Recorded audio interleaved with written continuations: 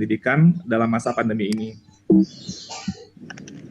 Oke, pertama tentunya dalam konteks apa yang sudah diluncurkan dari awal Mas Menteri Nadiem Makarim mulai menjabat sebagai Menteri Pendidikan dan Kebudayaan dalam konteks Merdeka Belajar dari tahun lalu, itu sebenarnya dalam konteks masa pandemi ini pun juga sebenarnya nanti saya akan garis bawahi lagi, itu tetap dilakukan dan malah mungkin ada beberapa hal terakselerasi gitu ya. Jadi kalau Merdeka Belajar ini intinya adalah satu, kita fokus kepada murid. Fokus kepada murid ini adalah hal yang paling utama. Apapun yang kita lakukan, tujuannya adalah bagaimana meningkatkan layanan kepada murid dan sehingga hasil belajar mereka lebih baik.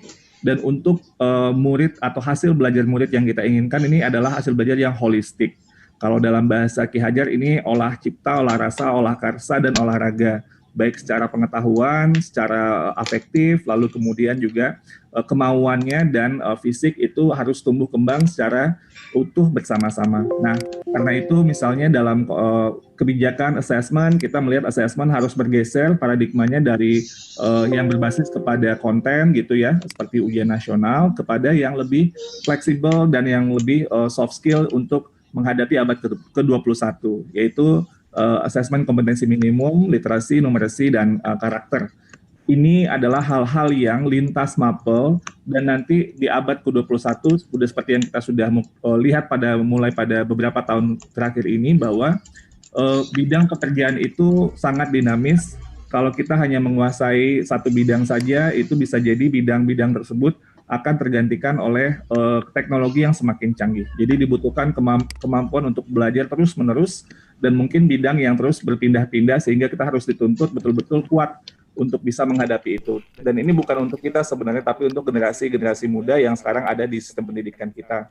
Jadi literacy, numeracy, dan soft skill, karakter itu adalah hal yang akan membawa kita untuk terus maju dan bisa berkompetisi secara global.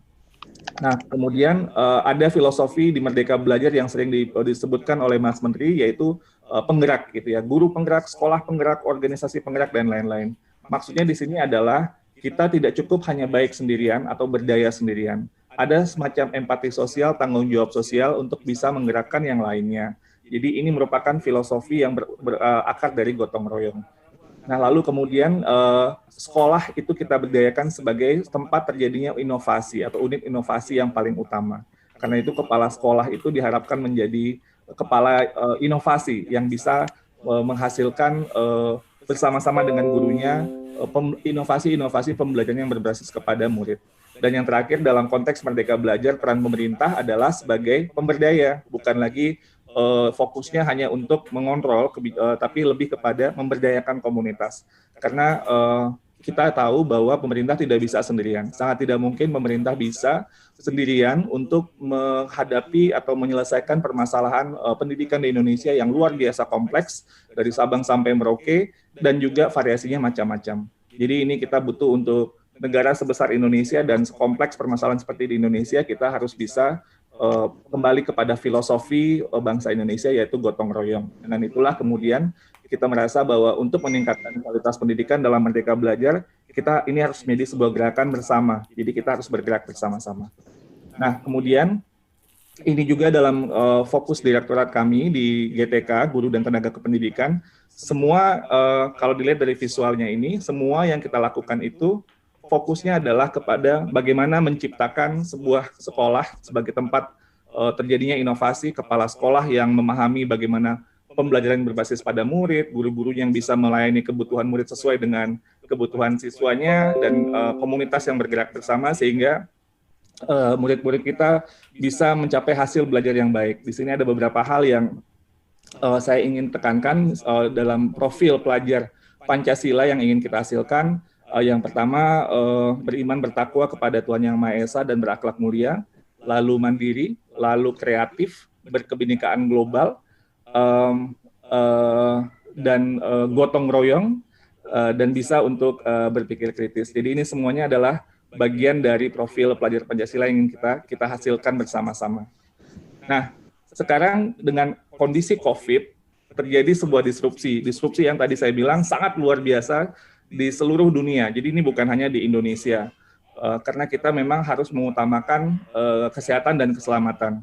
Semua aspek, jadi bukan saja sekolah tutup, tapi juga semua aspek kehidupan sosial, ekonomi, politik, budaya, dan lain sebagainya ini terdampak. Sehingga pendidikan itu kan tidak bergerak di ruang hampa. Pendidikan bergerak dalam situasi sosial masyarakat. Nah, itu juga terdampak sehingga masalah-masalah pendidikan pun juga saling berkaitan dengan masalah-masalah yang lain. Jadi ini multidimensi disrupsi yang sedang kita hadapi. Nah, bagaimana kebijakan Kementerian Pendidikan dan Kebudayaan, Bapak Ibu semua? Tentunya pertama kita harus prinsipnya apapun yang kita lakukan, kita harus tetap mengutamakan kesehatan dan keselamatan peserta didik, pendidik, tenaga kependidikan, keluarga, dan masyarakat. Ini adalah prioritas utama. Jadi desain, inovasi, kreativitas yang kita lakukan, ini prinsip yang harus kita pegang terus gitu ya. Karena mau tidak mau, COVID ini memang kita perlu, ini hal yang sangat serius, jadi tidak bisa dipandang enteng. Jadi kenapa semuanya tutup di seluruh dunia juga, ini karena memang hal yang sangat serius. Jadi karena itu, ini prinsip utama kita dalam menyusun berbagai kebijakan atau penyesuaian yang ada secara berkelanjutan. Nah, ada beberapa peraturan dari Kementerian Pendidikan dan Kebudayaan yang ingin saya mungkin petakan di sini. Yang pertama, ketika di awal bulan Maret, ketika COVID mulai menjadi sebuah isu, tapi pada saat itu kita masih belum tahu seberapa seriusnya ini isunya. Ada surat edaran Mendikbud nomor 3 tahun 2020 tentang pencegahan COVID-19 pada satuan pendidikan. Pada saat itu, sesuai dengan konteksnya, yang diutamakan adalah pencegahannya. Jadi bagaimana bisa berkoordinasi dengan dinas kesehatan setempat, memastikan sarana prasarana itu juga cukup untuk kebersihan dan kesehatan, gaya hidup sehat, lalu kemudian memantau warga-warga satuan pendidikan yang ada yang sakit, terutama kalau sakitnya berhubungan dengan gangguan pernafasan, lalu kemudian hal-hal yang untuk preventif supaya menghindari kontak fisik atau kegiatan yang mengumpulkan orang beramai-ramai. Namun dalam waktu 2 minggu, Bapak Ibu, ini langsung kebijakannya langsung berubah drastis. Ini sebenarnya menunjukkan dalam konteks COVID ini, kebijakan itu sifatnya sangat dinamis. Jadi karena kenapa? Asumsi yang ada di minggu ini itu akan berbeda dengan asumsi yang ada di minggu depan. Karena situasi terus berkembang, data terus berubah-ubah gitu ya. Jadi kebijakan itu tidak bisa berjangka panjang. Jadi harus terus dilakukan penyesuaian-penyesuaian sesuai dengan konteks COVID yang ada. Nah ini menggambarkan sebenarnya, saya mengilustrasikan ini dalam waktu 2 minggu saja yang tadinya mencegah, itu tiba-tiba langsung untuk bagaimana melaksanakan dalam masa darurat. Itu sudah dideklar sebagai kondisi yang darurat. Yang pada waktu itu, tanggal 24 Maret, dikeluarkan kebijakan ujian nasional, itu dibatalkan, lalu kemudian belajar dari rumah. Nah, belajar dari rumah ini, kita pun juga harus melakukan penyesuaian. Yang diutamakan itu adalah memberikan pembelajaran yang bermakna kepada siswa, tidak perlu menuntaskan seluruh capaian kurikulum. Ini hal yang menurut saya penuntasan kurikulum ini menjadi hal yang terus muncul setiap saya berkomunikasi dengan Bapak Ibu guru dan pemangku kepentingan yang lain. Ada semacam kekhawatiran bahwa aduh kalau enggak nih gimana. Memang kita memang mau tidak mau harus melakukan penyesuaian pada kurikulum karena kondisinya ini adalah kondisi darurat. Seperti tadi, masa pandemi ini adalah masa yang betul-betul krisis yang luar biasa. Jadi cara kita menghadapinya pun juga adalah memitigasi. Jadi memastikan bahwa ada pembelajaran daripada kondisi yang sama sekali tidak ada pembelajaran. Tapi tidak bisa memaksakan memindahkan apa yang terjadi pada masa sebelum pandemi dalam konteks pandemi ini. Itu tidak realistis. Jadi ini harus betul-betul dipahami bahwa tidak apa-apa dilakukan penyesuaian-penyesuaian terhadap kurikulum. Dan difokuskan kepada pendidikan kecakapan hidup, seperti misalnya mengenal konteks yang terjadi pada saat ini dan lain sebagainya. Aktivitas pembelajaran pun juga bisa bervariasi, umpan balik atau penilaian tidak harus merupakan seperti nilai angka atau yang seperti yang biasa mungkin sering dilakukan ujian-ujian, tapi lebih diutamakan untuk memberikan feedback atau umpan balik yang bersifat kualitatif. Lalu kemudian segala bentuk ujian yang bersifat untuk mengumpulkan murid itu tidak boleh dilakukan, dan dana BOS boleh digunakan untuk penyediaan alat kebersihan atau membiayai pembelajaran daring. Dan kemudian di Permendikbud nomor 19 tahun 2020 kita melihat bahwa kita perlu melakukan revisi terhadap beberapa kebijakan. Jadi misalnya ketentuan pembayaran honor dari dana BOS 50% itu bisa semaksimal mungkin kalau diperlukan gitu ya. Lalu syarat untuk guru honorer dibuat fleksibel, tidak lagi dibatasi untuk guru yang memiliki NUPTK dan lain sebagainya. BOP PAUD bisa digunakan untuk pembelian pulsa dan pembayaran honor pendidik. Nah, ini perjalanan tentang kebijakan selama pandemi. Dan yang terakhir itu yang Mas Menteri baru mengeluarkan kebijakan bahwa kita untuk tahun ajaran baru, walaupun kita mulai tetap di bulan Juli, ini tanggal pastinya diserahkan kepada masing-masing sekolah, tapi kita harus memastikan bahwa bagaimana kita melakukan pembelajaran ini tergantung pada zona kita, daerahnya. Sekolah itu ada berada di zona mana. Dan kita melarang kalau pembukaan sekolah itu ada di zona yang bukan zona hijau. Hanya zona hijau yang bisa melakukan pembelajaran di sekolah atau diizinkan. Nanti akan saya jelaskan lebih lanjut lagi ya. Tidak semuanya pula mungkin yang harus membuka. Namun kita bisa melihat bahwa ini data per 15 Juni. Sekarang kalau saya nggak salah ini udah bergeser lagi Bapak Ibu. Kalau tadi 94%, kalau angkanya kalau saya nggak salah udah 95 atau 96% ya sekarang. Tapi ini hampir semua mayoritas peserta didik kita ada di zona kuning, oranye, dan merah. Dan ini artinya perlu penyesuaian bagaimana menyusun pembelajaran, melaksanakan pembelajaran, dan juga melakukan evaluasi asesmen secara berkala. Nah, proses untuk pengambilan keputusannya itu tergantung kepada konteksnya. Yang kemudian bisa mempertimbangkan kalau yang udah pasti bukan zona hijau itu sudah jelas melakukan belajar dari rumah. Nah, kalau ada dalam zona hijau, namun kemudian pemerintah kabupaten atau pemerintah kotanya untuk melihat bahwa oh ini tidak aman, ya nggak apa-apa, itu berarti belajar dari rumah. Jadi kalau itu tidak dilihat sebagai hal yang baik, itu tetap dari rumah. Nah, lalu kemudian kalau Pemda itu memberikan izin gitu ya, namun kemudian satuan pendidikan sekolahnya melihat bahwa wah ini kayaknya kami mungkin belum siap dengan semua daftar periksa atau protokolnya yang lain-lain masih belum siap, itu berarti belum bisa untuk dibuka sekolahnya, belajar dari rumah. Nah, tapi kalau sekolah sudah oke sekalipun, tapi orang tua ternyata mungkin komunitas yang ada di sekitarnya mungkin tidak setuju untuk pembelajaran tatap muka, ya tetap itu harus melakukan pembelajaran dari rumah. Kalaupun misalnya itu belajarnya orang tuanya oke dan lain-lain, yang di zona hijau tadi ini, ya berarti tapi pembukanya pun dilakukan secara bertahap. Jadi apa yang ingin saya sampaikan di sini adalah prinsip kehati-hatian ini harus tetap menjadi acuan utama walaupun zona hijau sekalipun. Jadi karena kenapa? Prinsipnya kembali ke prinsip pertama, kesehatan dan keselamatan itu adalah hal yang paling utama bagi kita semua. Lalu dalam beberapa hal kami di Kementerian Pendidikan dan Kebudayaan melakukan beberapa kebijakan untuk membantu dalam hal ini BOS afirmasi dan BOS kinerja. Untuk pertama kalinya sekolah swasta bisa mendapat bantuan BOS afirmasi dan BOS kinerja. Jadi ketentuan baru BOS afirmasi, BOS kinerja, dana yang sebesar 60 juta bisa per sekolah per tahun. Untuk sekolah negeri dan sekolah swasta, jadi untuk pertama kali swasta bisa disalurkan langsung seperti yang BOS reguler gitu ya. Dan ini bisa dimanfaatkan untuk pembayaran guru honorer, tenaga kependidikan, kebutuhan belajar dari rumah seperti pulsa, paket data, layanan pendidikan daring berbayar, dan belanja yang terkait dengan kebutuhan kebersihan untuk pencegahan COVID.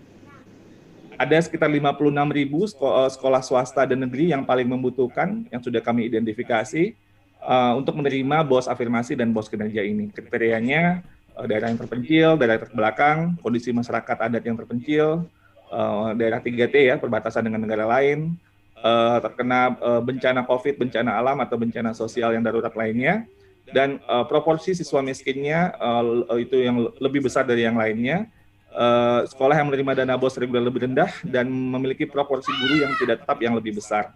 Ini ada sekitar 3,2 triliun alokasi dana BOS, afirmasi dan kinerja yang telah diputuskan untuk membantu sekolah-sekolah yang terkena dampak swasta dan negeri yang terkena dampak dalam masa pandemi COVID. Oke, nah sekarang saya akan masuk dalam konteks pembelajaran. Bapak Ibu semua, Kemendikbud sudah memiliki halaman khusus ya bersama hadapi corona. Di sini ada berbagai macam informasi bagaimana tentang misalnya aplikasi pembelajaran gratis yang bisa dimanfaatkan selama masa pandemi corona. Lalu kita juga telah berkolaborasi dengan perusahaan telekomunikasi untuk menyediakan data untuk aplikasi pembelajaran daring. Jadi ini ada paket-paket data yang memang khusus untuk pembelajaran jarak jauh. Lalu dengan laman guru berbagi. Nah ini luar biasa gerakan guru berbagi dengan model crowdsourcing. Ini Bapak Ibu mungkin nanti bisa ikut juga ke lamannya ya. Di mana guru-guru itu berbagi RPP, materi yang digunakan selama pandemi COVID. Ini ada di semua jenjang ya Bapak Ibu. Dari PAUD, dari SD, SMP, SMA, SMK, SLB itu ada di situ.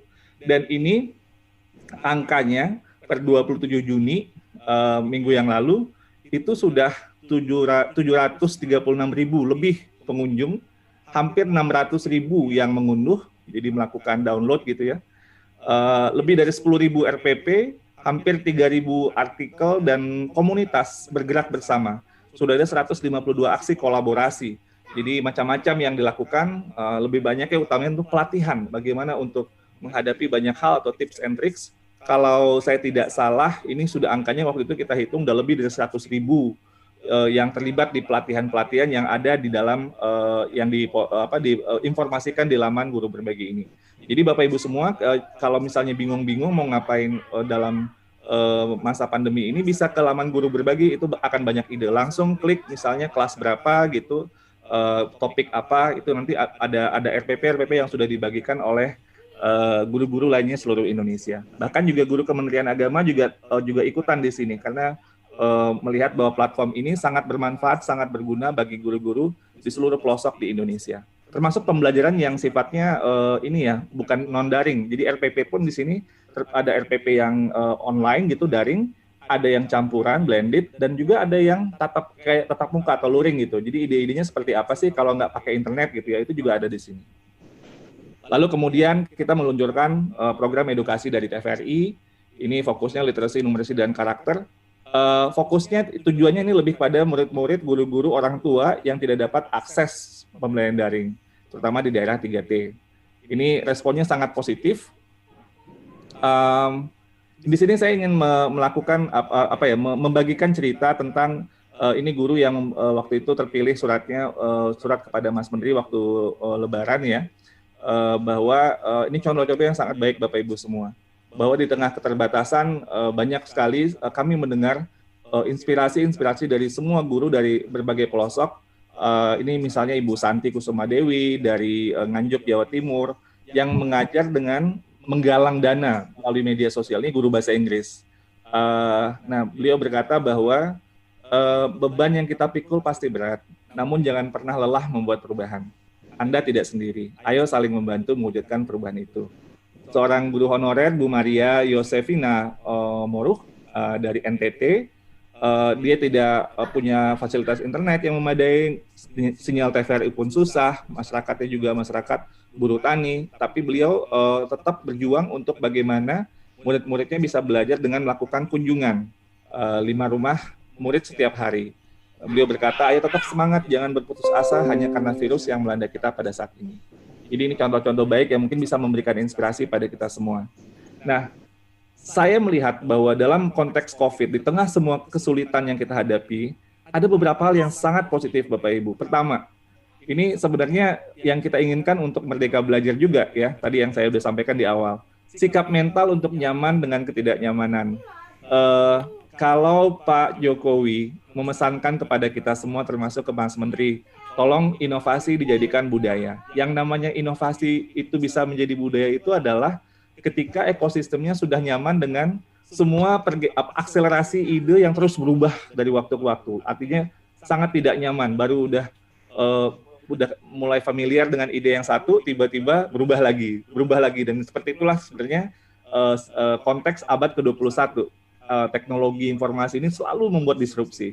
Dibutuhkan sikap mental untuk sebuah ekosistem inovasi itu nyaman dengan ketidaknyamanan. Nah, COVID ini kita semua terpaksa, terkondisikan untuk melakukan semuanya dari rumah. Jadi kita harus nyaman dengan ketidaknyamanan pada saat ini. Ini otot-otot mental kita untuk nyaman dengan ketidaknyamanan ini dilatih dengan luar biasa. Dan ini sebenarnya modal yang sangat baik nanti untuk melakukan inovasi-inovasi. Jadi ini hal yang sangat positif. Lalu yang kedua, orientasi untuk kepada murid yang kita inginkan di Merdeka Belajar. Ini juga terjadi dengan luar biasa. Sebenarnya kalau saya melihat bahwa pertanyaan-pertanyaan yang muncul, keluhan-keluhan yang muncul, ini kalau murid saya seperti ini gimana? Dia nggak punya internet atau rumahnya jauh atau dan lain sebagainya. Ini ada yang orang tuanya ikut bekerja gitu ya, jadi nggak bisa, atau gadgetnya satu dipakai rame-rame sama 4 saudara yang lain. Artinya begini, ini merupakan cara kita melakukan pembelajaran yang, aduh ini ada konteks murid yang berbeda-beda gitu. Nah, bagaimana kita melakukan diferensiasi yang diinginkan sebenarnya dalam pembelajaran sebelumnya. Jadi ini sekarang pun juga bukan efektivitasnya yang kita lihat, tapi orientasi sikap mental untuk berorientasi pada murid ini mulai tumbuh dengan sangat cepat.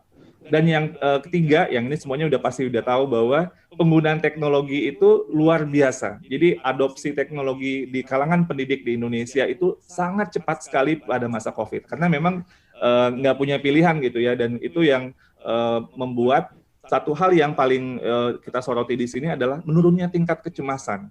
Jadi sebelumnya itu kenapa teknologi susah untuk diadopsi di Indonesia, terutama di kalangan pendidikannya, sebenarnya bukan karena kemampuan kita, tapi lebih pada kecemasan terhadap penggunaan teknologi itu sangat tinggi gitu. Nah, tapi dengan COVID, semuanya terpaksa mau tidak mau mencoba. Seperti sekarang pun kita melakukan melalui Zoom ini hal yang tadi sebelumnya kalau enak sih ya udah ketemuan langsung gitu ya. Namun sekarang sepertinya sudah terbiasa dan semakin kreatif dalam menggunakan tools-tools yang online ini. Jadi ini menurut saya adalah sebuah hal yang sangat positif yang perlu terus kita lanjutkan, dan ini sebenarnya poin-poin yang kita inginkan di Merdeka Belajar, karena nanti di Merdeka Belajar pun kita lagi mengembangkan sebuah solusi teknologi, sebuah platform pendidikan nasional supaya membantu guru, kepala sekolah, pengawas sekolah, murid, orang tua untuk bisa lebih baik lagi.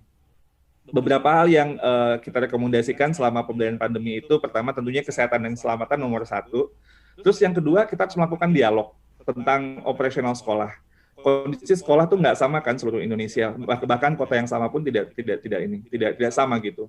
Mau tidak mau perlu ada dialog dengan orang tua dan seluruh pemangku kepentingan bagaimana kita operasional sekolah bisa tetap berjalan dalam situasi yang penuh tantangan pada saat ini. Lalu lakukan asesmen formatif kepada siswa untuk mengetahui perkembangan mereka. Jadi jangan langsung kasih pelajaran, jadi lakukan asesmen formatif dulu, karena mungkin mereka masih ada beberapa hal yang ketinggalan dan kita lakukan diferensiasi. Sesuaikan modifikasi kurikulum sesuai dengan tingkat perkembangan siswa yang berdasarkan asesmen yang tadi. Mungkin ada murid yang sudah pas ya pada masa tahap perkembangan yang diinginkan, ada yang masih mungkin ketinggalan. Nah, yang ini mungkin perlu dibantu, beri dukungan tambahan terutama bagi yang tertinggal. Ini hal yang perlu kita cermati supaya mereka, kalau enggak nanti mereka akan jauh semakin tertinggal karena lebih berat untuk mengejar ketertinggalan. Dan metode jarak jauh itu akan menjadi metode yang dominan. Dan inilah alasan kami kemudian juga melakukan seri webinar guru belajar pada saat ini. Nah, yang terakhir Bapak Ibu, bentuk komunitas belajar. Jadi dalam konteks kita sekarang ini dengan semua tantangan, tidak mungkin kita tidak menghadapinya dengan kalau kita tidak belajar. Jadi strukturkan waktu bukan hanya untuk mengajar, tapi juga untuk belajar. Semua kita termasuk dari kami di kementerian pun juga terus harus melakukan belajar, karena ini harus yang kami cermati dari waktu ke waktu, situasi akan terus dinamis berubah dan variasinya banyak sekali. Jadi mau tidak mau kita harus belajar bersama-sama. Ini ada bisa Bapak Ibu seperti tadi di Guru Berbagi, bisa ke sana gitu ya, banyak sekali ide, mudah-mudahan itu semakin positif. Kalau survei terakhir yang kami lakukan itu 99% tingkat kepuasan pengguna laman Guru Berbagi. Jadi ini sangat positif sekali. Dan juga informasi-informasi di Kemendikbud bersama menghadapi corona, itu juga ada laman yang hal-hal seperti aplikasi pembelajaran yang gratis yang bisa dipergunakan dan lain sebagainya. Nah, di saat semuanya kita mencoba menyusun ini teknologi dan lain yang canggih-canggih, Bapak Ibu, kalau dalam ilmu kurikulum itu ada yang namanya kurikulum yang eksplisit, ada kurikulum yang namanya kurikulum yang hidden gitu ya, atau implisit, atau yang tersembunyi gitu. Tapi ini sebenarnya yang paling penting kalau dalam studi pendidikan, yang hidden kurikulum ini atau yang implicit itu jauh lebih berdampak kepada murid-murid. Terutama pada saat ini saya juga pikir bahwa itulah yang terpenting. Kurikulum implisit ini maksudnya adalah kalau yang eksplisit itu adalah yang dokumen kurikulum, KI, KD, dan lain sebagainya. Nah, kalau kurikulum yang implisit itu adalah semua pengalaman yang dialami oleh murid. Jadi apapun perilaku guru, perilaku kepala sekolah, orang dewasa di sekitarnya itu yang dialami oleh para murid kita itu adalah kurikulum yang sebenarnya jauh lebih kuat dampaknya daripada kurikulum yang yang tadi yang KI, KD dan lain sebagainya dan yang itu yang diuji. Tapi yang berbekas kepada murid-murid itu biasanya adalah bagaimana perlakuan sekolah kepada mereka, bagaimana perlakuan orang-orang dewasa di sekolah kepada mereka. Karena itu menurut saya kurikulum terpenting bagi anak-anak kita pada masa pandemi COVID ini adalah teladan. Teladan dari semua orang tua yang ada di sekitar mereka.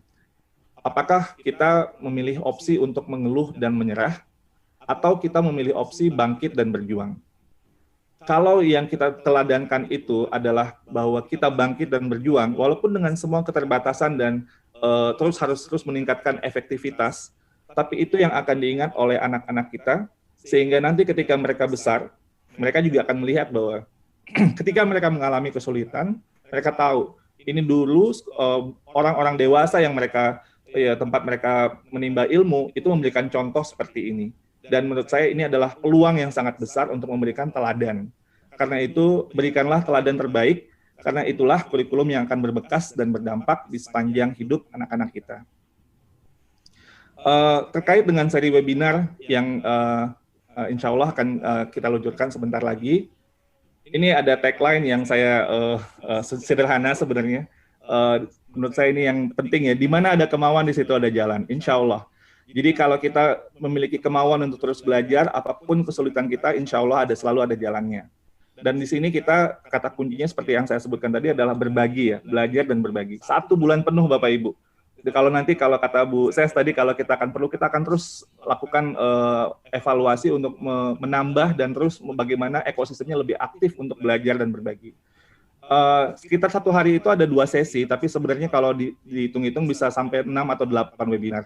Bapak Ibu bisa pilih nanti kalau yang ngajarnya di jenjang PAUD atau SD, SMP, SMA gitu ya, SLB gitu. Nanti itu ada webinar yang khusus spesifik untuk konteks Bapak Ibu. Jadi topiknya pun juga diambil dari apa yang kami cermati menjadi masalah yang ada sekarang ini di lapangan.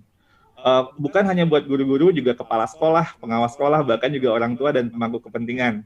Ini saya nyontek sedikit topiknya, ada yang seperti dampak psikologis pandemi kepada siswa, kita bagaimana memahaminya, fleksibilitas kurikulum, bagaimana melakukannya, strategi pembelajaran peserta didik tunarungu, jadi juga anak berkebutuhan khusus bagaimana, pertolongan pertama psikososial, berbagi peran guru dan orang tua, instructional leadership kepala sekolah, optimalisasi RPP, model strategi pengawas sekolah selama pandemi, strategi merancang PJJ tanpa internet bagi guru pendidikan dasar, sistem assessment, dan lain sebagainya. Jadi banyak sekali Bapak Ibu kita berkolaborasi, gotong royong, berbagai kalangan. Ini ada yang narasumbernya dari guru, dari akademisi, dari praktisi, pemerintah daerah, dari Kemendikbud, dan pemangku kepentingan lainnya. Kita sama-sama untuk bagaimana kita memberikan yang terbaik kepada murid-murid Indonesia.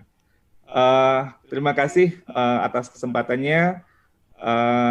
Dengan mengucapkan Bismillahirrahmanirrahim, seri webinar guru belajar adaptasi pembelajaran masa pandemi dengan resmi saya buka. Selamat belajar Bapak Ibu semua, selamat berbagi. Semoga seri webinar ini bisa membawa banyak keberkahan, kebaikan buat kita dan terutama buat murid-murid yang ada di seluruh Indonesia, sehingga kita bisa tetap mengupayakan yang terbaik walaupun dengan semua keterbatasan. Saya tutup dengan pantun ya. Kebersamaan kini bentuknya beda. Dengan berjarak kita saling menjaga. Bergotong royong walau berjauhan, insya Allah kita tak akan kalah oleh keadaan. Orang sabar banyak pahala, kalau malu merah mukanya. Mari saling bantu tak berputus asa, kuat gurunya, berdaya muridnya. Terima kasih. Wassalamualaikum warahmatullahi wabarakatuh. Waalaikumsalam. Waalaikumsalam warahmatullahi wabarakatuh.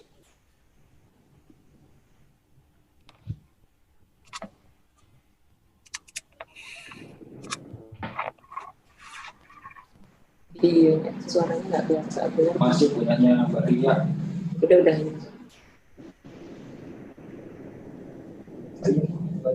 Iya.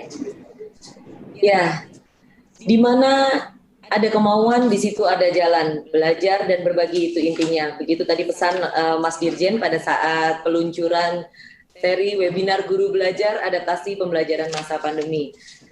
Dengan demikian maka resmi sudah seri webinar Guru Belajar ini dimulai. Untuk awal dari rangkaian seri webinar Guru Belajar ini, para direktur di lingkungan Direktorat Jenderal GTK akan berbincang dan menjelaskan apa saja program yang telah disiapkan dalam rangka adaptasi pembelajaran, khususnya bagi para guru dan tenaga kependidikan kita di masa pandemi. Bagi peserta, nanti dapat menuliskan pertanyaan di kolom chat Q&A yang nanti akan mudah-mudahan akan bisa disampaikan semua ya oleh moderator.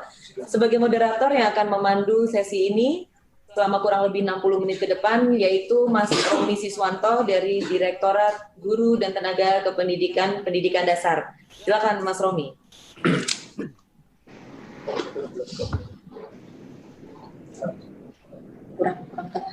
Assalamualaikum warahmatullahi wabarakatuh. Terima kasih Mbak ya, yang saya hormati Pak Dirjen, Ibu Ses, dan Bapak Ibu para direktur, serta Bapak dan Ibu guru yang mengikuti peluncuran seri webinar Guru Belajar yang Berbahagia. Bapak Ibu sekalian peserta, tadi sudah disampaikan oleh Pak Dirjen dan Bu Ses beberapa hal ke depan rencana seri webinar ini yang menjadi tema besar seri webinar ini adalah adaptasi pembelajaran di masa pandemi. Mungkin nanti akan banyak diulas tentang menghadapi tahun ajaran baru di masa pandemi seperti apa, terus juga metode pembelajaran seperti apa pada masa pandemi, dan juga pasca pandemi pun juga mungkin akan diulas dengan 4 panelis kita. Nanti Bapak dan Ibu juga bisa belajar dari beberapa narasumber yang akan ditampilkan. Baik, Bapak Ibu peserta talkshow sekalian yang berbahagia, langsung saya perkenalkan panelis kita. Selamat pagi Bapak Abdullah.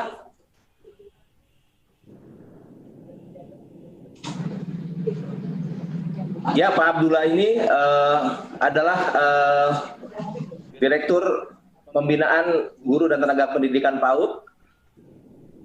Selamat pagi Pak Rahmat Widarto. Selamat pagi Pak Romi. Terima kasih Pak. Beliau Direktur saya, Direktur Guru dan Tenaga Pendidikan Dasar. Selamat pagi Mas Prab. Selamat pagi Mas Romi. Assalamualaikum warahmatullahi wabarakatuh. Assalamualaikum warahmatullahi wabarakatuh. Pak Praptono ini adalah Direktur yang menggawangi Guru Putih Abu-Abu dan Pendidikan Khusus. Yang terakhir, yang tidak kalah, ini adalah panelis yang paling cantik, yaitu Ibu Santi Ambarukmi. Selamat pagi Bu Santi. Selamat pagi Pak Romi, Bapak Ibu semua. Ya. Assalamualaikum warahmatullahi wabarakatuh. Beliau yang menangani nanti kepala sekolah, pengawas sekolah, dan penilik. Baik, untuk lebih efektifnya berjalannya talkshow ini, saya pertama ingin memberikan pertanyaan kepada Bapak Abdullah. Kita urutkan dari yang paling kecil dulu ya, Bapak dan Ibu sekalian. Ini Pak Abdullah, mendengar suara saya Pak Abdullah? Halo, dengar Mas Tommy? Ya, Pak ya, Abdullah. Gimana? Pak Abdullah, ini tema-tema atau topik apa ya Pak yang akan diangkat dalam 1 bulan ke depan untuk guru dan tenaga pendidikan PAUD Pak? Mohon bisa dijelaskan kepada para peserta ini Pak. Silakan Pak Abdullah. Baik. Assalamualaikum warahmatullahi wabarakatuh. Waalaikumsalam. Mengenai tema dan topik yang akan nanti disajikan pada webinar ini, yang jelas saya tangkap dari suara hati anak-anak didik kita, orang tua kita, dan guru-guru kita, dan dari dinas-dinas kabupaten kota. Dari suara hati itu kami coba ramu, akhirnya ketemulah topik-topik, walaupun topiknya tadi sudah banyak dan yang dijelaskan oleh Bapak Dirjen. Tapi yang jelas, nah topik-topiknya menarik, bahkan kalau tidak nanti diikuti oleh peserta, wah sayang sekali, rugi menurut saya. Karena apa? Karena topik-topik yang akan diberikan terutama untuk guru-guru PAUD, yaitu bagaimana mengelola emosi anak, mengelola emosi orang tua, mengelola emosi para guru di masa pandemi ini. Karena sudah banyak suara-suara yang muncul, anak sudah mulai bosan di rumah, anak sudah mulai rindu sama anak-anak teman lainnya, anak sudah mulai rindu sama bu gurunya yang lincah, yang penuh kasih sayang. Nah, hal-hal semacam ini nanti yang akan disampaikan oleh para narasumber-narasumber yang hebat. Itu satu. Yang kedua, bagaimana cara membuat anak itu senang, belajar senang di rumah. Karena ketika di lembaga PAUD, apakah kelompok bermain, taman kanak-kanak, bu guru itu dalam membelajarkan itu selalu dengan cerah, dengan ceria, menyenangkan. Nah, di rumah dengan sampai itu tidak terjadi, maka bagaimana cara menciptakan suasana yang menyenangkan di rumah itu, tapi intinya itu belajar. Terus yang ketiga, bagaimana orang tua, bagaimana guru itu bisa berkomunikasi dengan orang tua, yaitu menyiapkan alat-alat permainan dari lingkungan sekitarnya, sehingga anak-anak itu bisa belajar secara senang. Nah, yang berikutnya, bagaimana supaya guru, orang tua bisa memanfaatkan informasi teknologi ini yang canggih ini dalam rangka untuk membelajarkan ke anak-anak. Karena Mas Romi, kalau untuk anak-anak PAUD itu tidak bisa guru itu bisa komunikasi dengan anak-anak secara langsung sekarang di masa pandemi ini. Bukan itu harus melalui orang tua. Baru melalui orang tua, makanya ini ada yang sudah siap bagaimana menggunakan teknologi, tapi banyak juga yang belum siap. Ada perangkatnya tapi tidak bisa menggunakannya. Tidak bisa menggunakannya karena tidak ada perangkatnya. Ada perangkatnya, tidak ada sinyal. Nah, hal-hal semacam inilah nanti yang semuanya akan dikupas selama sebulan penuh itu. Jadi bagi saya, kalau guru-guru PAUD, baik kelompok bermain, TPA, SPS, TK, bahkan orang tua tidak ikut seminar ini, wah itu kehilangan, menurut saya kehilangan kesempatan. Inilah nanti akan dikupas selama sebulan penuh ini, Mas Romi. Itu secara garis besar ya. Tapi banyak materi-materi lain nanti yang akan disampaikan oleh para ahli-ahli kita ini.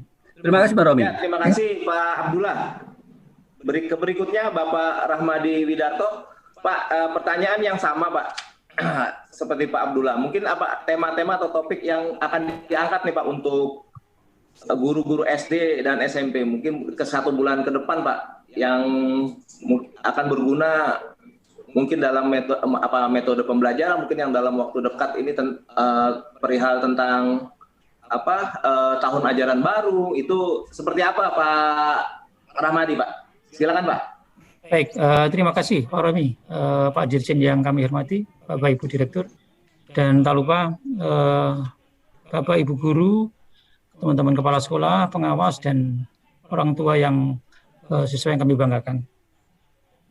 Terkait dengan bagaimana kesiapan kami di Direktorat Pendidikan Dasar, kami menyiapkan beberapa bahan, fasilitasi, dan juga narasumber, kemudian juga beberapa link yang bisa diakses oleh Bapak Ibu sekalian, sebagaimana yang disampaikan oleh Pak Dirjen tadi.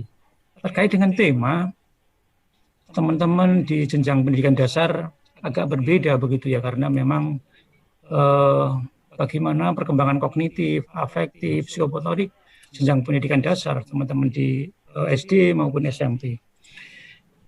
3 bulan yang lalu saya kira Bapak Ibu sudah mengevaluasi, melihat bagaimana praktek pembelajaran yang ada di sekolah masing-masing begitu. Nah, ketika mau memulai masuk tahun ajaran baru ini, kita perlu memetakan begitu, sehingga ada materi bagaimana kita melihat kesiapan mental begitu ya. Karena tadi dari Pak Abdullah tadi disebutkan rasa kangen, rasa ingin ketemu, rasa rindu seperti itu. Bagaimana kesiapan mental anak harus disiapkan. Inilah yang kita lakukan nanti, ada materi tentang bagaimana menyiapkan mental peserta didik dalam menghadapi tahun ajaran yang baru. Kemudian ada juga bagaimana konteksnya di substansi, meskipun itu tidak terlalu berat, yaitu bagaimana fleksibilitas, relaksasi pada konteks kurikulum. Ini nanti narasumber dari Puspenjar akan menyampaikan. Pesan dari Mas Menteri di Surat Edaran Nomor 4 tahun 2020, saya kira tidak terbebani dengan kurikulum yang sifatnya tersurat begitu ya. Tetapi tadi dari Pak Dirjen, bagaimana hidden kurikulum itu nanti bisa masuk pada konteks life skill-nya. Saya kira nanti dari Puspenjar akan menyampaikan begitu. Kemudian bagaimana bentuk-bentuk seperti mendesain pembelajaran yang tidak terlalu kuat dengan yang membebani begitu.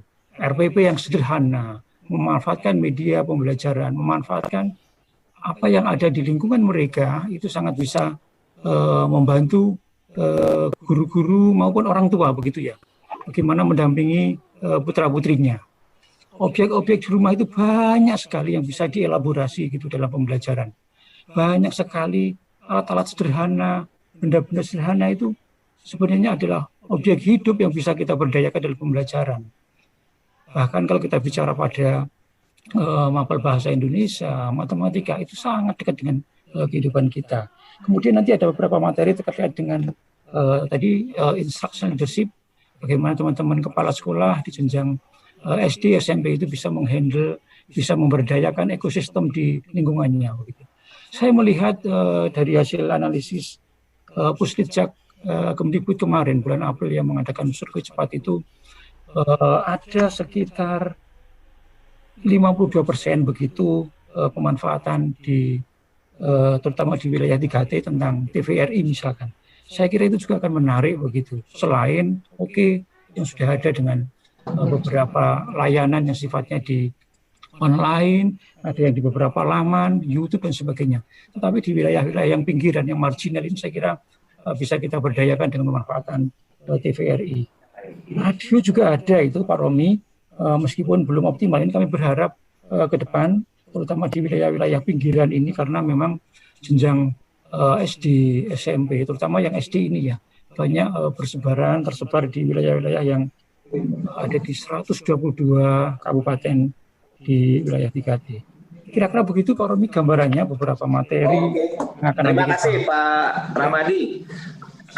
Kita sebelum lanjut ke Mas Prap nih, saya infokan kepada para peserta bisa mengajukan pertanyaan di Q&A, itu ada di di fitur di Zoom. Bapak dan Ibu peserta silahkan mengajukan pertanyaan melalui Q&A ya. Baik, Mas Prap, ini saya sama juga yang saya tanyakan, tema-tema dan topik apa yang akan diangkat pada seri webinar ini, terutama untuk guru-guru yang di SMA dan pendidikan khusus. Monggo silakan Mas. Baik, terima kasih Mas Romi, Bapak Ibu yang saya hormati. Saya menyampaikan bahwa di awal Juni setelah pandemik ini masuki bulan keempat, saya melakukan satu penggalian data yang melibatkan guru-guru dari 1.600 lebih guru SMA, SMK, kemudian 5.600 lebih guru yang menjadi binaan di LPMP Riau, Dan saya juga melakukan fokus group discussion dengan tim relawan yang tergabung dalam Sekretariat Nasional Satuan Pendidikan Aman Bencana. Dari 3 hal itulah saya mendapatkan bahwa ada 3 kelompok yang menjadi persoalan dari para guru kita di dalam melaksanakan pembelajaran di masa pandemi ini. Yang pertama dari aspek pengetahuan, kedua keterampilan, dan pemanfaatan fasilitas pendukung.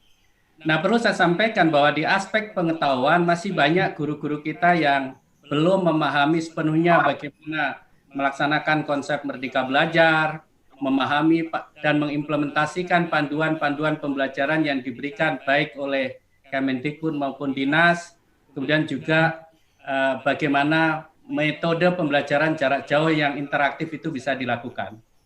Sedangkan di aspek keterampilan, kami masih banyak mendapatkan bahwa para guru kita memiliki persoalan dalam memanfaatkan perangkat atau media digital, memanfaatkan bahan-bahan lokal, dan juga penyesuaian RPP yang sesuai dengan kondisi lokal dan masa pandemi ini.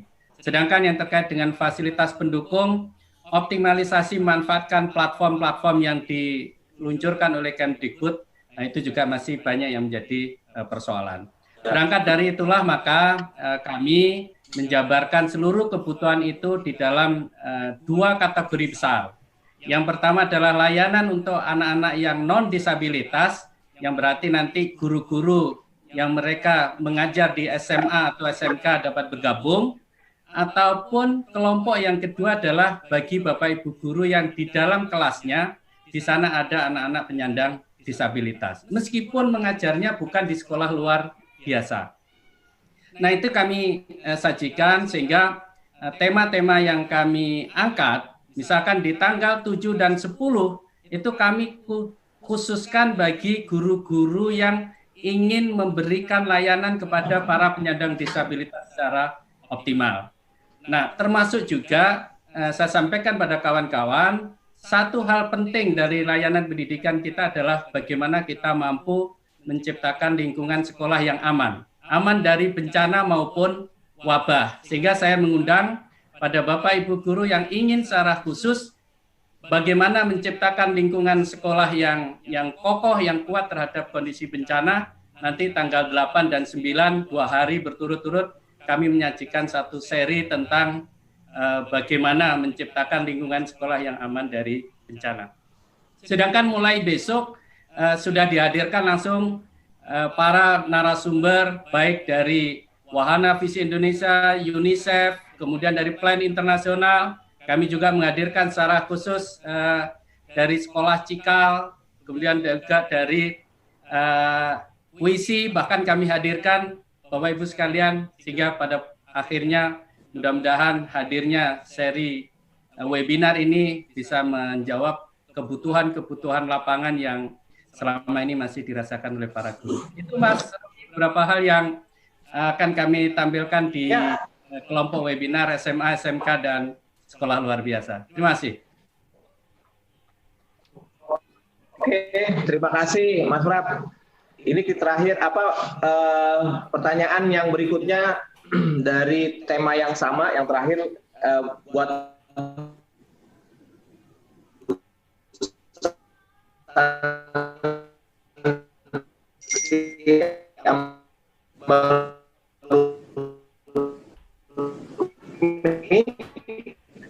ini tema-tema yang mengangkat. Silakan Bu Santi. Baik, terima kasih Pak Romi, Bapak Ibu, Pak Dirjen yang terhormat, juga Pak Direktur yang bersama-sama kita pada pagi hari ini. Bapak Ibu, para kepala sekolah, pengawas, guru, sahabat-sahabat semua yang hadir pada pembukaan seri webinar Guru Belajar pada pagi hari ini.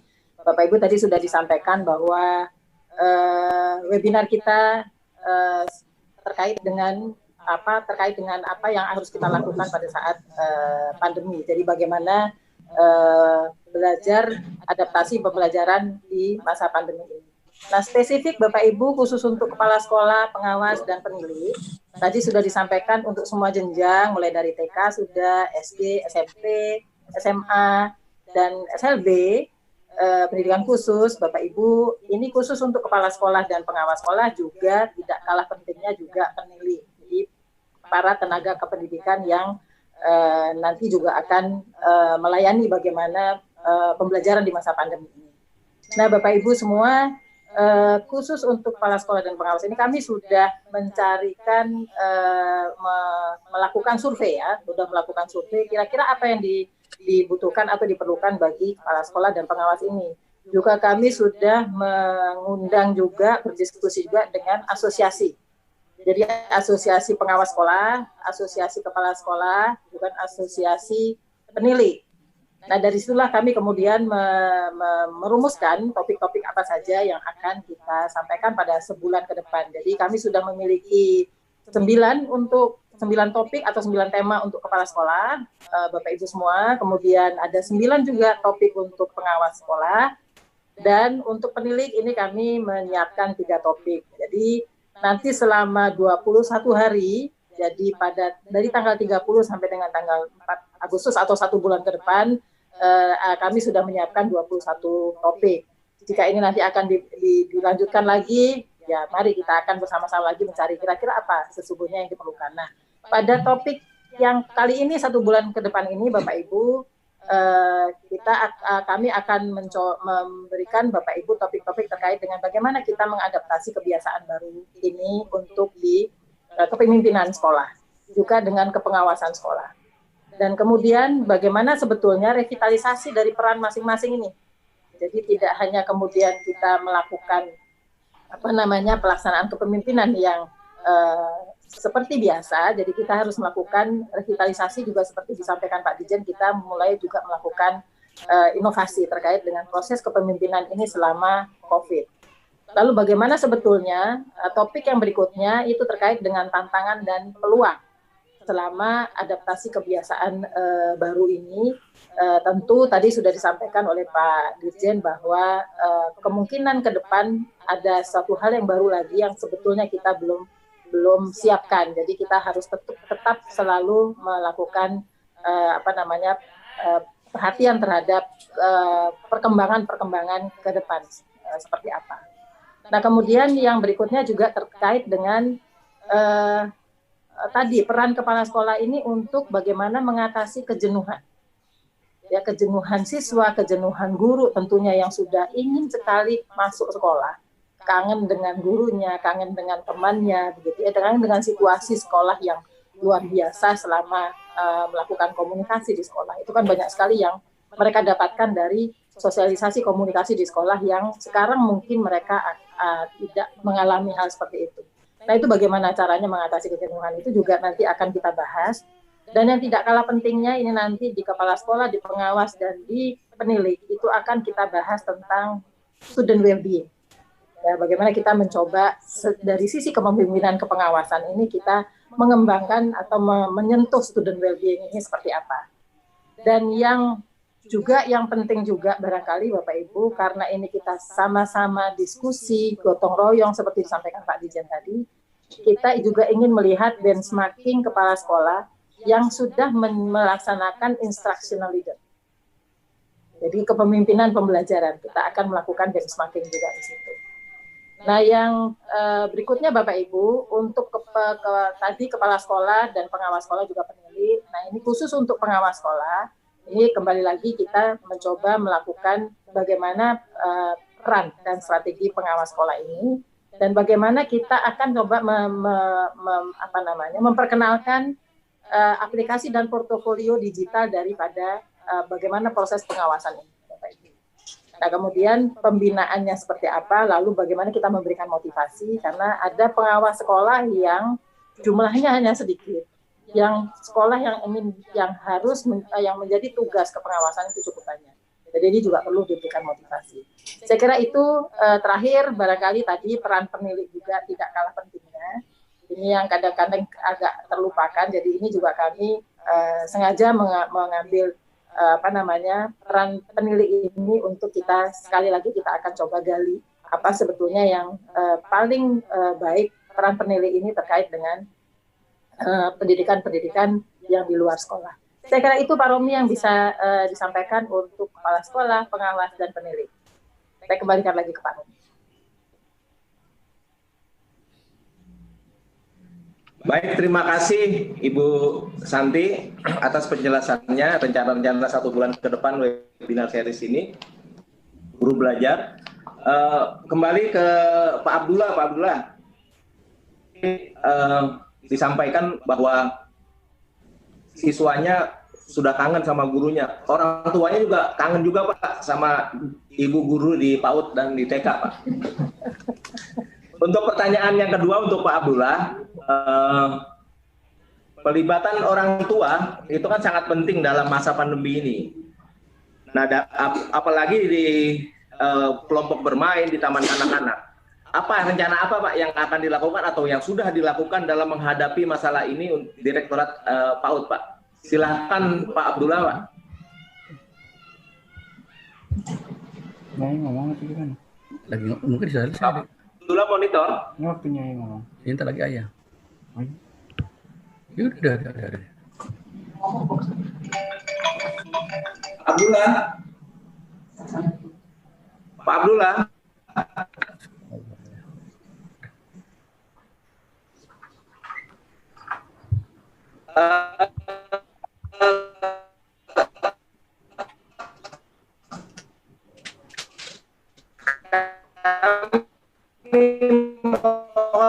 Ke Pak Rahmadi, pertanyaan yang kedua Pak, ini nanti kita ketahui bahwa Pak lebih jauh dari ibu kota juga ada beberapa banyak. Nah, ini strategi apa yang akan Bapak siapkan baik di masa pandemi maupun dalam keadaan normal nantinya pada webinar series ini akan seperti apa Pak nanti? Baik, terima kasih Pak Romi. Terkait dengan poin yang kedua tadi itu, bagaimana yang telah kami lakukan, kita sedang dan sudah memetakan begitu.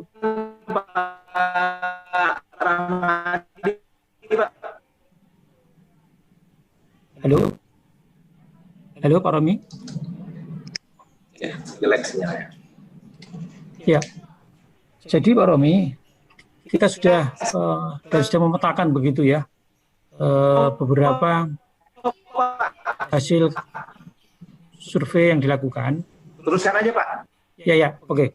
Baik, kita akan memfasilitasi, kita menyiapkan panduan untuk pembelajaran pada masa pandemi ini. Ada contoh-contoh sederhana nanti yang bisa diimplementasikan oleh teman-teman guru di daerah.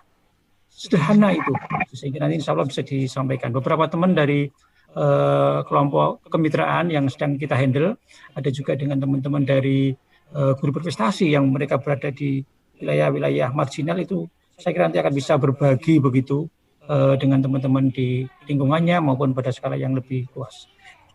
Kemudian dari Dikdas kita juga menyiapkan laman khusus begitu untuk fasilitasi teman-teman di SD maupun SMP. Ada beberapa kanal YouTube yang bisa dielaborasi, bisa digunakan untuk pendampingan teman-teman siswa, guru maupun juga orang tua ada di sana. Terkait dengan di wilayah-wilayah yang agak jauh dari akses internet misalkan, itu kita memang berupaya memberikan pengalaman-pengalaman baik, contoh yang sifatnya lebih applicable begitu. Bentuk-bentuk life skill yang bisa dilakukan di wilayah-wilayah pinggiran itu sangat banyak sebenarnya kalau kita bisa elaborasi. Bagaimana bisa berpikir untuk yang sifatnya disiplin, tertib, aturan, seperti itu saya kira juga bisa dilakukan. Kalau kemudian kita ingin melihat bagaimana kalau kita literasi, numerasi itu banyak bisa digunakan objek-objek di lingkungan mereka. Ini juga sudah kita siapkan, nanti teman-teman dari kemitraan yang di wilayah 3T nanti akan menyiapkan contoh-contoh sederhana bagaimana nanti bisa menggunakan. Peran TVRI tadi sedikit kami singgung, bagaimana TVRI, radio dan dari pemerintah daerah saya kira akan kita koordinasikan lebih intens begitu, sehingga fasilitasi di 122 kabupaten yang di wilayah 3T itu bisa jalan begitu ya. Kemudian layanan dari dalam bentuk regulasi, saya kira bentuk bos seperti itu kan sudah relatif fleksibel begitu ya dari Mas Menteri itu, sehingga itu bisa dialokasikan untuk mendukung di wilayah-wilayah 3T. Saya kira begitu Pak Romi, sebenarnya yang bisa kami sampaikan.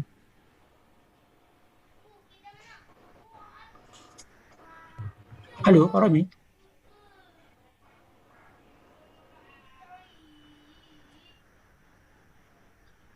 Halo.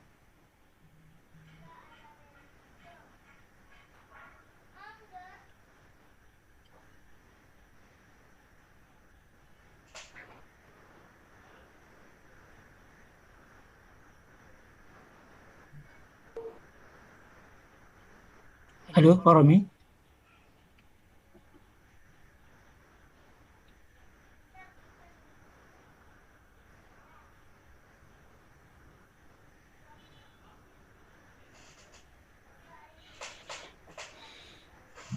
Halo.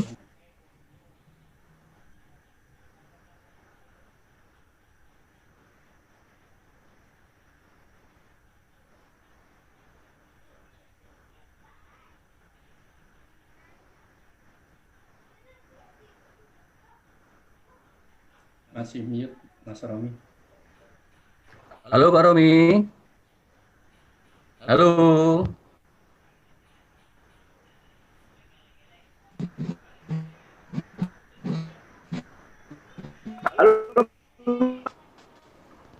Mohon maaf, Bapak Ibu. Pertanyaan gua, ini pendidikan khususnya, bagaimana kesiapannya untuk melayani guru dan peserta didik penyandang disabilitas ini, Pak? Nanti menampilkan apa, Mas? Nanti di 1 bulan ke depan ini, khusus untuk yang guru dan siswa penyandang disabilitas. Silakan, Mas.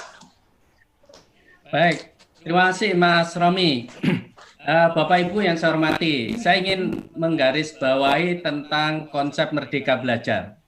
Sesungguhnya bahwa Merdeka Belajar itu mengusung semangat inklusif. Dan ini sejak 75 tahun Indonesia merdeka, ini sudah saatnya bagi kita untuk memberi perhatian yang lebih serius terhadap para penyandang disabilitas yang ada di negeri ini. Dari aspek keterjangkauan layanan, masih banyak anak-anak penyandang disabilitas usia sekolah yang belum mendapatkan hak pendidikan. Dari sisi kualitas, kita harus banyak melakukan intervensi baik aspek sarana apalagi para guru.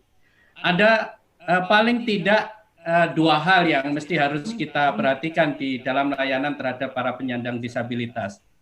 Yang pertama adalah hambatan yang dimiliki oleh para penyandang disabilitas dari aspek komunikasi, interaksi, intelektual harus mendapatkan intervensi yang secara spesifik yang bisa dilakukan oleh para guru.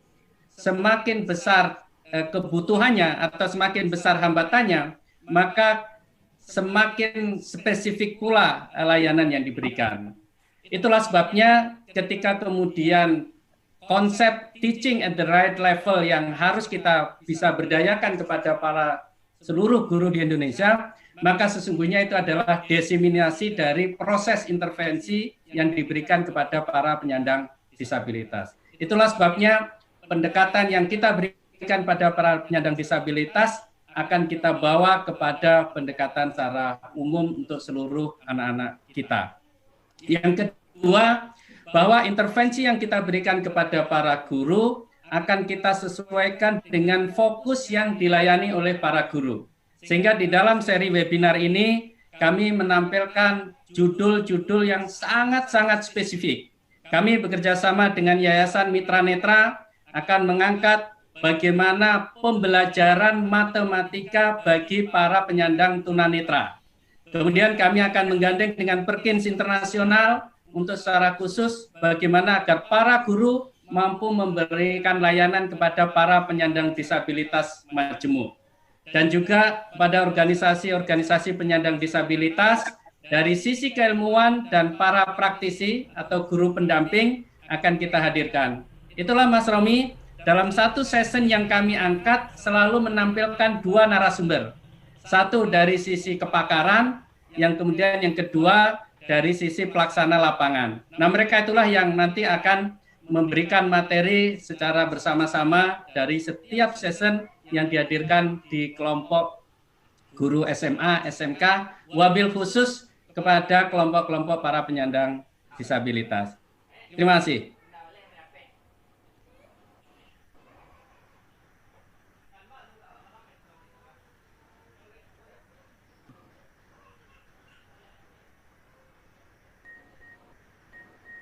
Di situ ada suara.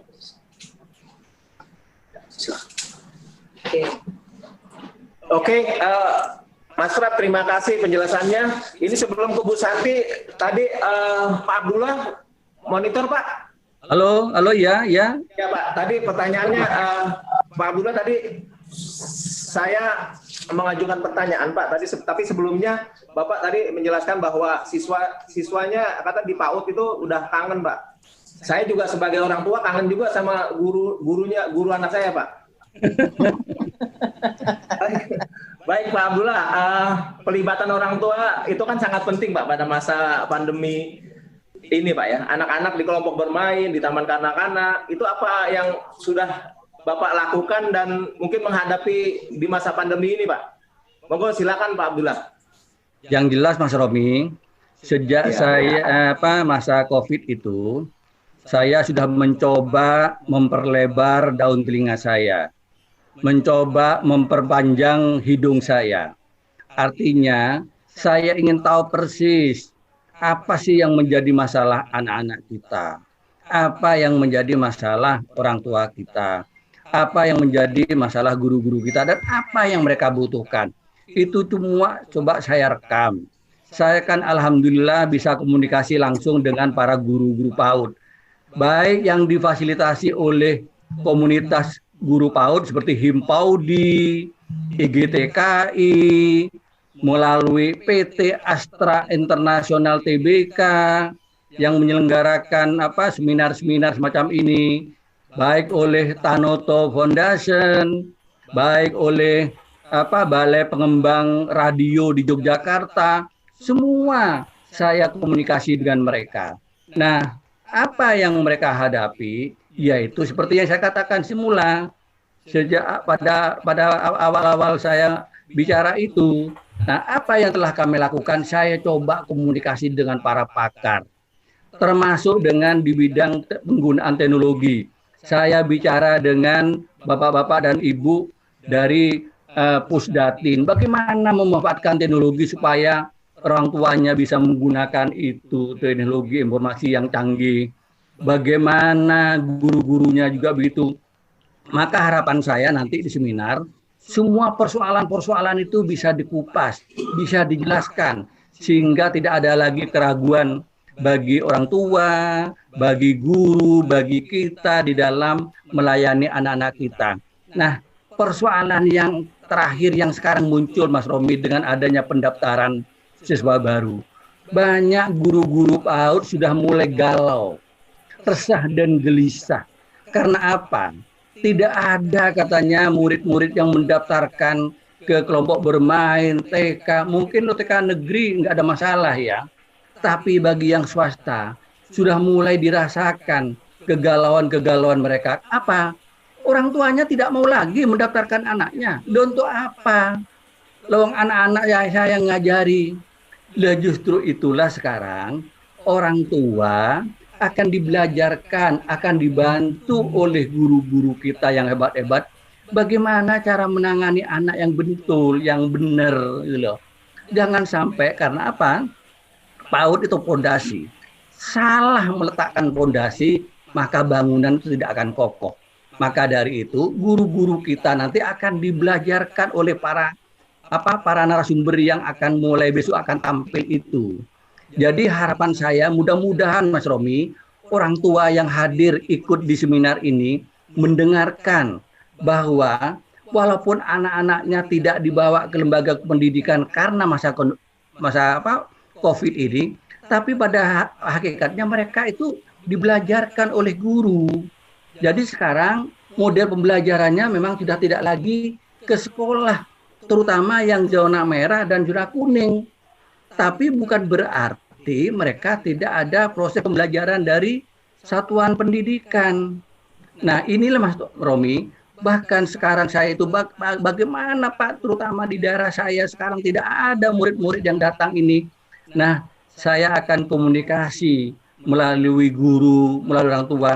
Tolong berikan, bukalah hati bahwa guru-guru akan hadir walaupun tidak secara langsung berkomunikasi dengan anak, tapi guru-guru akan komunikasi melalui orang tuanya.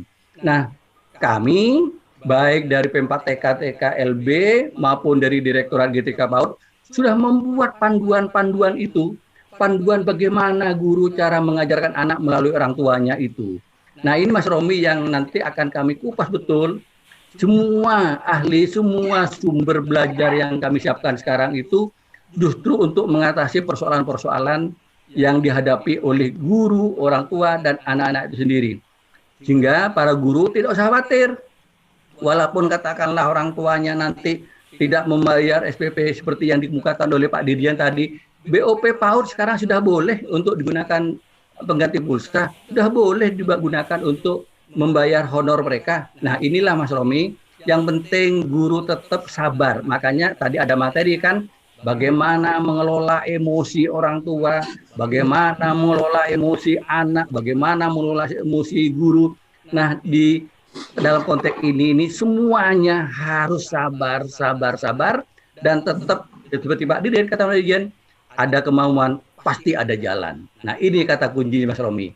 Ya, jadi strategi itu ya kita tidak boleh emosi, tetap kita fokus pada anak, bagaimana menyiapkan anak-anak kita untuk 20-30 tahun yang akan datang, sehingga tahun 2045 Indonesia betul-betul menjadi negara maju seperti yang kita cita-citakan. Itu Mas Romi. Ya, terima kasih. Ya, terima kasih Pak Abdullah. Mungkin ini pertanyaan terakhir dari moderator, dan nanti setelah saya ke Bu Santi, kita akan membacakan beberapa pertanyaan dari peserta ya, Bapak dan Ibu panelis sekalian. Bu Santi, ini ada pertanyaan buat Ibu, bagaimana seharusnya peran kepala sekolah, pengawas sekolah, penilik pada masa pandemi, dengan melihat kenyataan bahwa tidak semua murid dan guru mendapatkan akses internet. Gimana Bu, menurut Ibu? Monggo, silakan Ibu Santi. Baik, Mas Romi, Bapak Ibu semua, kami akan mencoba dalam seri webinar ini nanti akan memberikan masukan-masukan kepada Bapak Ibu, juga termasuk tadi benchmarking ya, apa yang sudah dilakukan. Nah, pada webinar ini Bapak Ibu nanti narasumbernya tentu narasumber yang sangat dari praktisi pendidikan, juga dari kepala sekolah sendiri yang sudah memang berpengalaman, dan dari asosiasi juga akan kami hadirkan di situ. Nah, kalau terkait dengan kalau kita bicara tentang kepemimpinan sekolah, saya kira Bapak Ibu dalam kondisi seperti ini yang paling penting adalah bagaimana kepala sekolah ini bisa melakukan pengelolaan pendidikan yang sesuai dengan kebutuhan. Kebutuhan tentu sekali lagi kebutuhannya adalah kebutuhan peserta didik ya, kebutuhan siswa, kebutuhan murid. Nah, karena kepala sekolah ini menjadi termasuk juga pengawas sekolah, saya kira Bapak Ibu kepala sekolah dan pengawas sekolah ini nanti akan harus bekerja sama, karena dia akan menjadi garda terdepan bagaimana pengelolaan pendidikan ini dilakukan. Nah, guru-guru yang sudah tadi disampaikan oleh Pak Abdullah, Pak Rahmadi, dan Pak Tartono yang akan menyelenggarakan pendidikan tentu itu didiskusikan bersama dengan kepala sekolah, dan juga tentu berdasarkan hasil identifikasi apakah siapa saja siswa-siswa atau murid-murid yang punya akses ke internet, siapa saja yang tidak punya akses ke internet.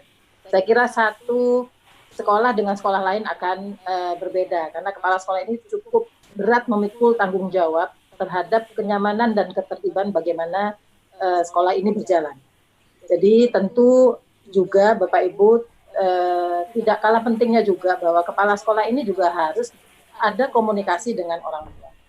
Jadi ada beberapa hal barangkali Bapak Ibu mungkin yang bisa diidentifikasi nanti akan lebih banyak lagi peran yang lain, barangkali ini ada peran yang sangat umum ya bagi kepala sekolah dan pengawas sekolah. Nah, yang penting terutama tadi bahwa prinsip kesehatan dan keselamatan itu tadi harus dijaga, seperti yang disampaikan Pak Dirjen tadi.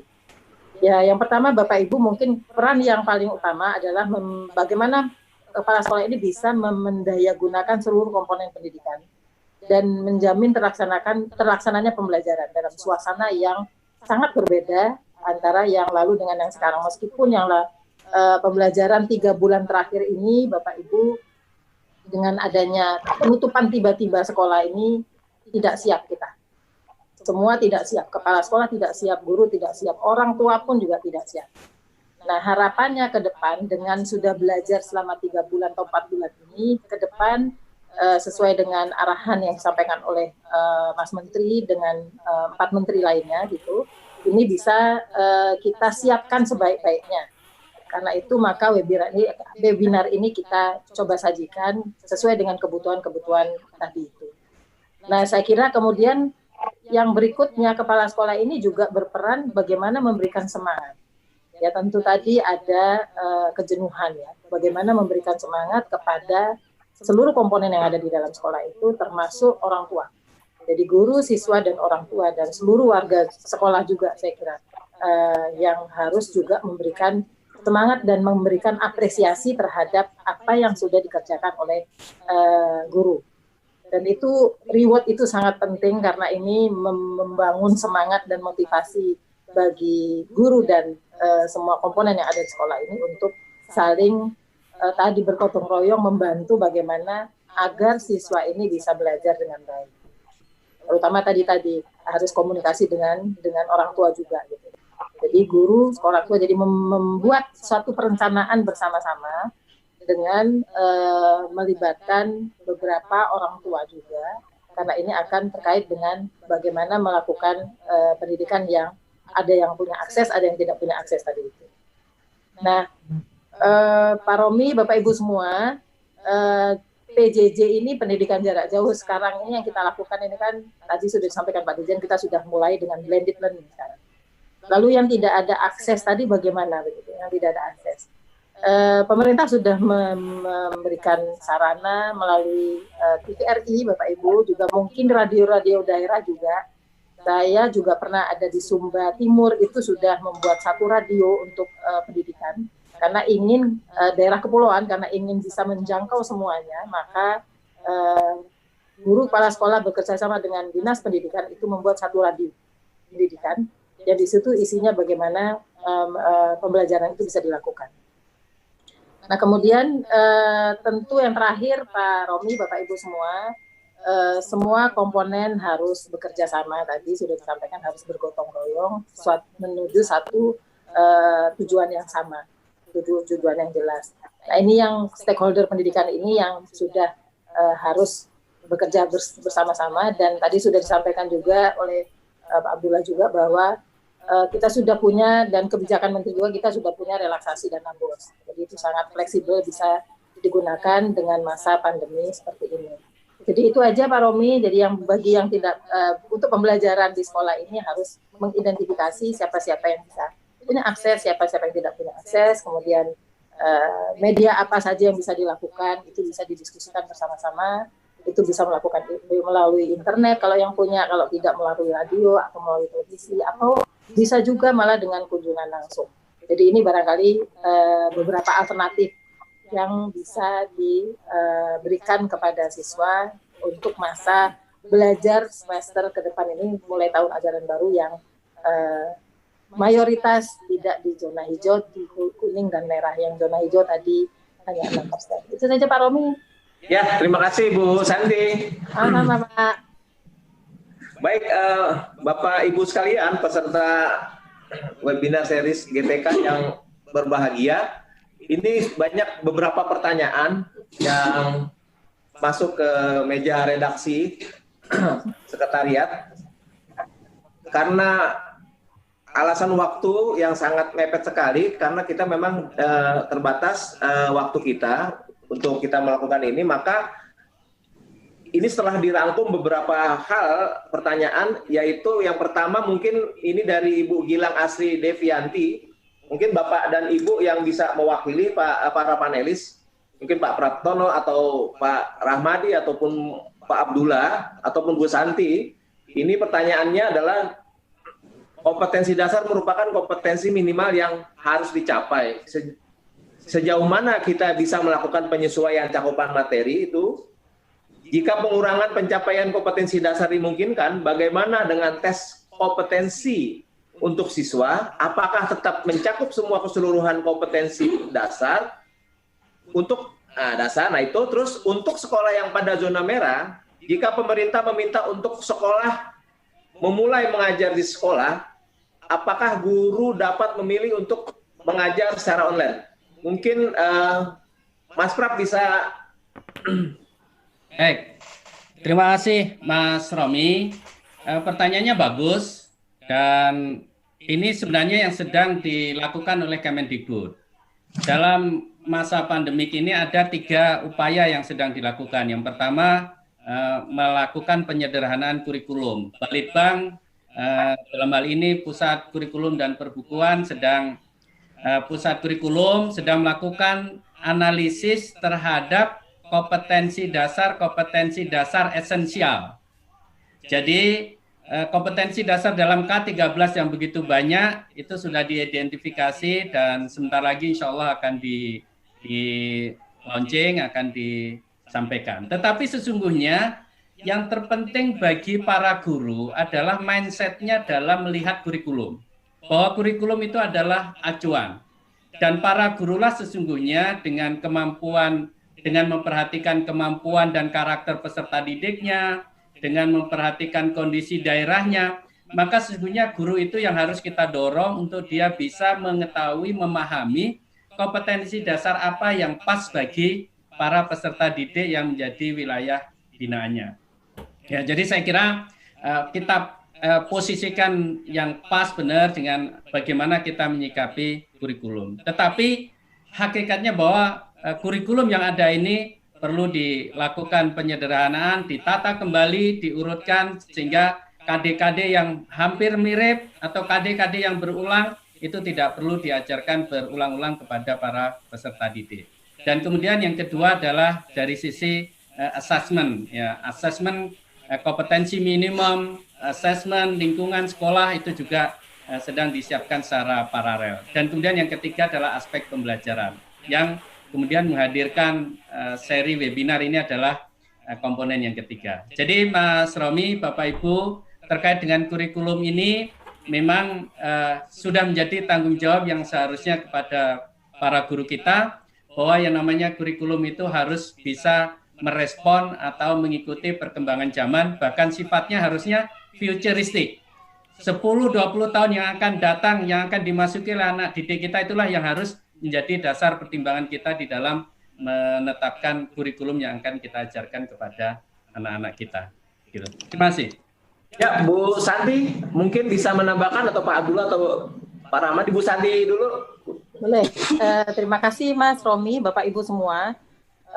Seperti tadi sudah disampaikan juga oleh Pak Dirjen bahwa dan juga oleh Pak Praptono bahwa kita sedang Bapak Ibu harus melihat kurikulum mana saja yang memang harus bisa disampaikan, bahwa keterampilan itu yang paling penting. Tadi disampaikan oleh Pak Dirjen, life skill-nya itu yang paling penting dengan kurikulum yang bisa nanti didiskusikan. Nah inilah Bapak Ibu pentingnya peran kepala sekolah dalam rangka untuk membuat satu kurikulum di sekolah itu, target apa saja yang harus dicapai selama 1 semester ini.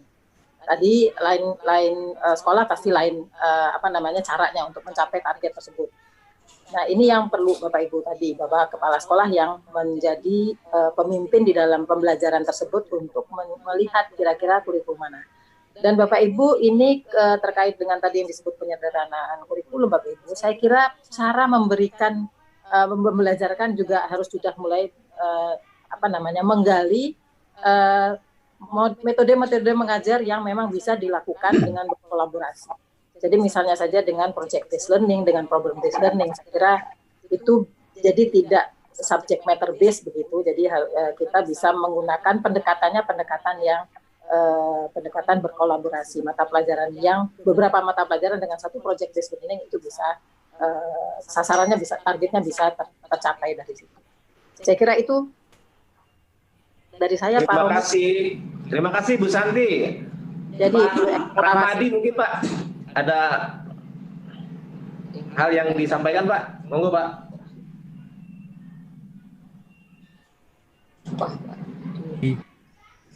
Zona di 4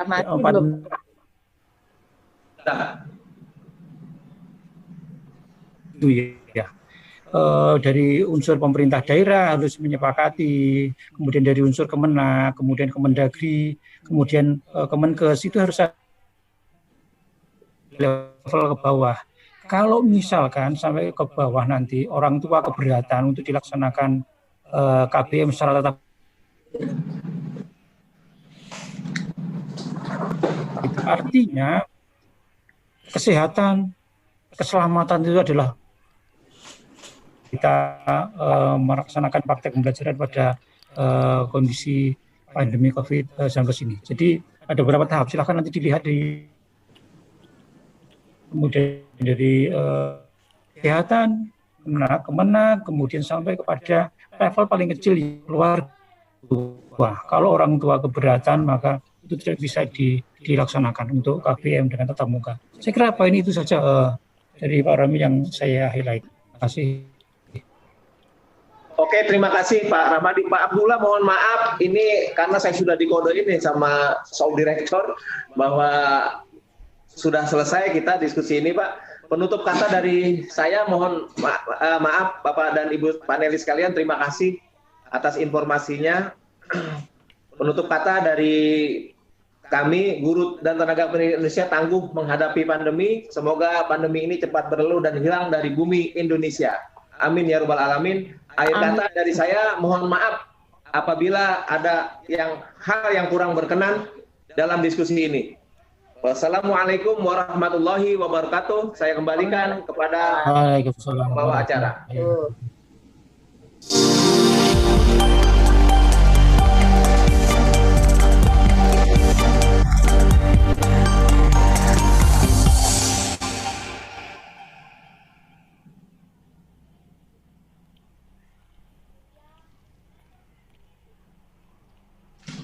Ya Bapak dan Ibu, demikianlah tadi seluruh rangkaian acara peluncuran seri webinar Guru Belajar Adaptasi Pembelajaran di Masa Pandemi pada pagi hari ini.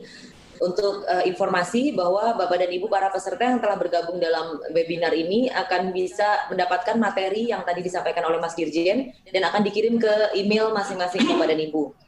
Seri webinar ini akan diselenggarakan selama 1 bulan penuh, jadi pastikan Anda mengikuti terus informasi jadwal penyelenggaraan dan mendaftarkan diri pada seri webinar sesuai dengan tema dan jenjang sesuai dengan kebutuhan Bapak dan Ibu. Jadwal minggu ini dapat dilihat melalui layar berikut.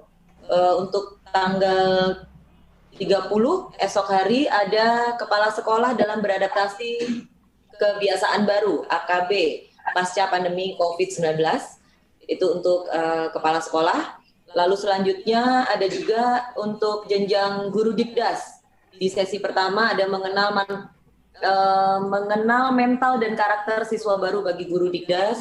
Juga ada sesi 2-nya ada kupas tuntas metode dan media atau APE pembelajaran yang sederhana dan menarik bagi guru dikdas di masa dan pasca pandemi COVID-19.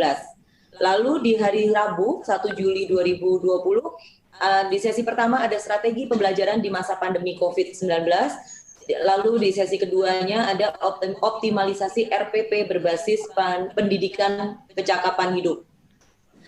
Di hari Kamis 2 Juli 2020, webinar sesi pertama ada penggunaan teknologi dalam PJJ secara daring dan pada sesi kedua ada tema penggunaan teknologi dalam PJJ secara luring. Itu untuk jadwal di minggu ini, untuk seri webinar Guru Belajar Adaptasi Pembelajaran Masa Pandemi. Peserta yang terdaftar dan mengikuti seri webinar nanti akan mendapatkan sertifikat dari panitia.